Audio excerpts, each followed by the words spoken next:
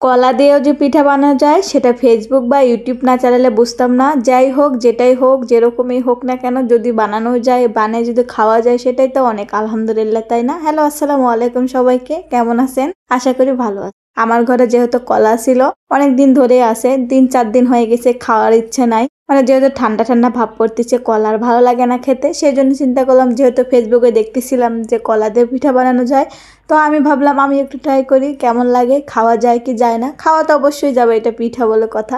সেই জন্য আমি কলা ছুলতে লেগে পড়েছি। আমার রুমে ছিল 4টা কলা, তার মধ্যে একটা উজ্জঙ্গা খাই ফেলছে, তাতে কি সমস্যা, 3টা দিয়ে হয়ে যাবে। কি করার আর, ওদের তো মন চায় খেতে, তো খেয়ে ফেলছে, কিছু করার নেই। যে কটা ছিল সেই কটা দিয়ে আমি শুরু করে দিছি। আসলে আমি বাজারে গেছিলাম, বাজার থেকে তাড়াতাড়ি চলে আসছিলাম। আজকে পকেটে টাকা কম ছিল, সেজন্য বাইরে কিছু খাওয়াই নাই। তো সে বলতেছে কিছু একটা রান্না করো, আমরা খাবো। তো আমিও ভাবতেছিলাম, ফেসবুকে যেহেতু রেগুলারই দেখি ভিডিও, কলা দিয়েও নাকি পিঠা বানানো যায়, তা আমি একটু ট্রাই করি আজকে।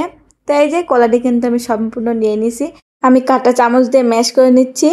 আর আপনাদের কাছে যেটা থাকবে সেটা দিয়ে ম্যাশ করে নিতে পারেন, কোনো সমস্যা নাই। সুন্দর করে ম্যাশ করে নেওয়া হয়ে গেছে। এর মধ্যে কিন্তু আস্তে আস্তে সম্পূর্ণ জিনিস আমি দিব। আপনারা মিষ্টি যেরকম খান সেরকম দিতে পারেন, এমনিতেই তো কলাটা মিষ্টি, তাই না?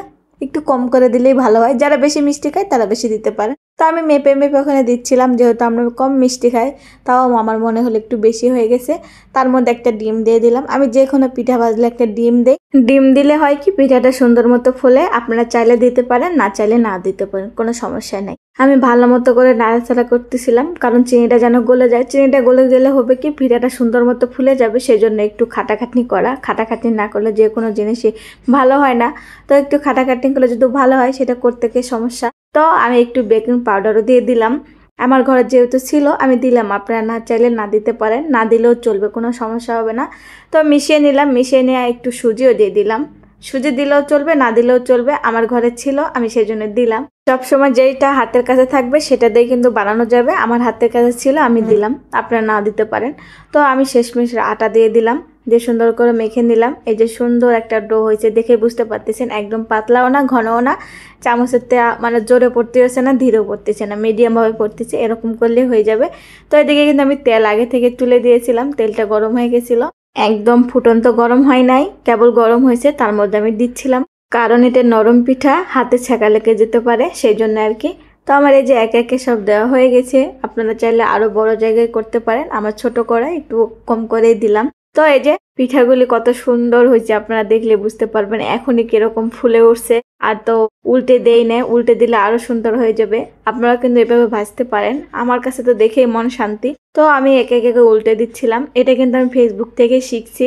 ফেসবুক চালাতে চালাতে এমন এমন ভিডিও আসে, দেখে মন চায় এটা রান্না করে খাই, বা এটা রান্না করে ফেলি, বা এই কাজটা করে ফেলি, সেই অবস্থা হয়েছে আমার। তো এই যে আমার কিন্তু পিঠাগুলি ভাজা হয়ে গেছে, দেখতেই পাচ্ছেন কত সুন্দর লাল টুকটুক বইয়ের মতো হয়েছে। আর খেতে কিন্তু অসম্ভব মজা হয়েছিল। আপনারা চাইলে কিন্তু রান্না করে খেতে পারেন, আর না ট্রাই করলে বুঝবেন না। যে কোনো জিনিসই চোখ দিয়ে দেখতে কিন্তু যেরকম লাগুক না কেন, খাওয়ার সময় বোঝা যায় জিনিসটা কিরকম। তো আজকে এই পর্যন্তই, আবার দেখা হবে নেক্সট কোনো ভিডিওতে। সবাই ভালো থাকবেন।